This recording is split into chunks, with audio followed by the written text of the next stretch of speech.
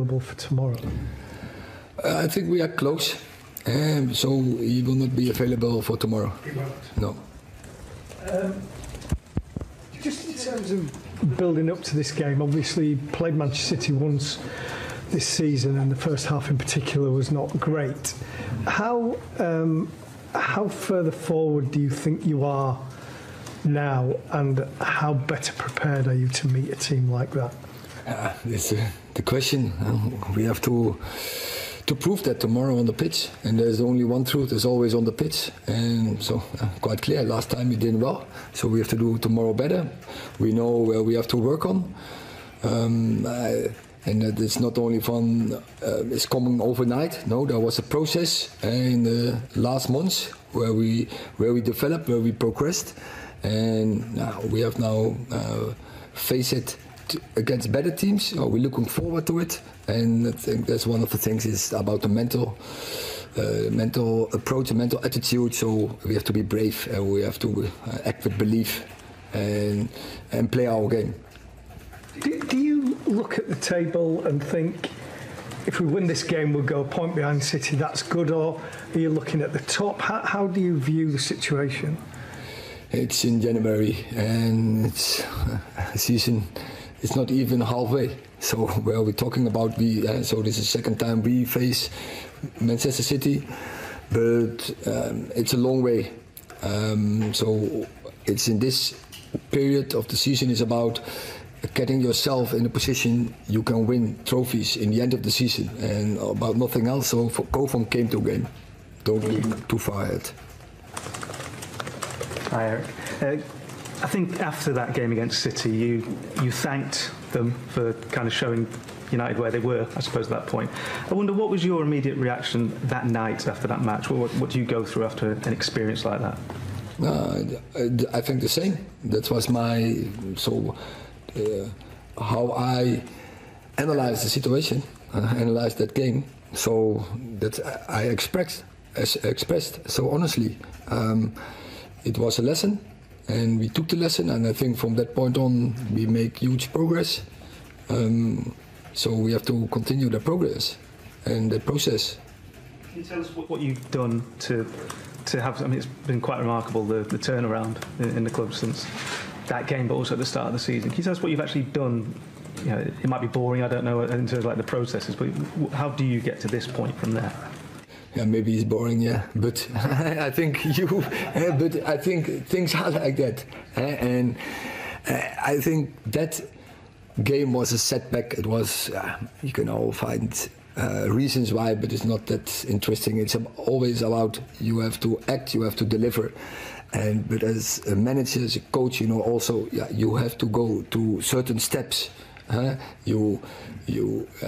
think you need a clear vision, you need a clear philosophy, you need a clear point where you want to go, a direction, and then it's about develop it, and that's what we are doing, and that's what we did.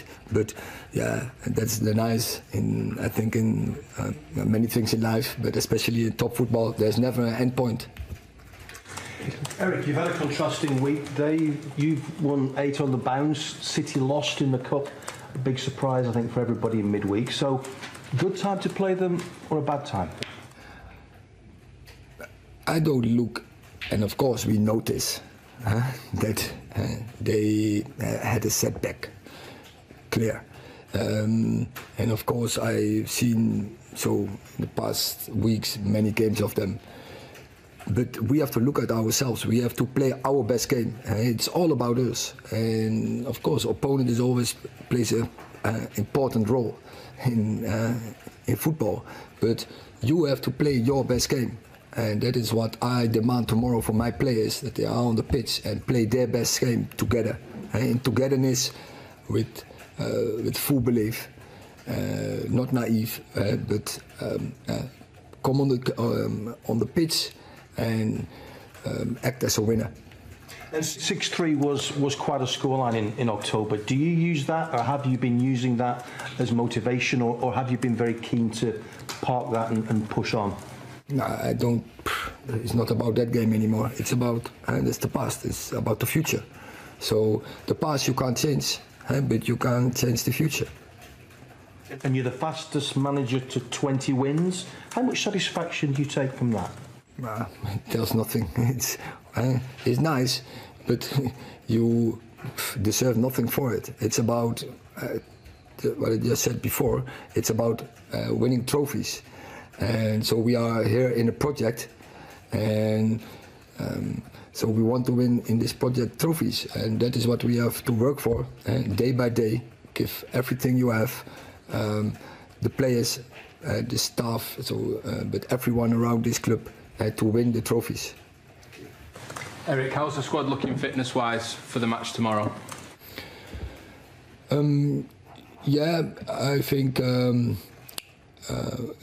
Dalot, he's not available, and Anthony Martial, he trained this morning, so we have to wait how he's.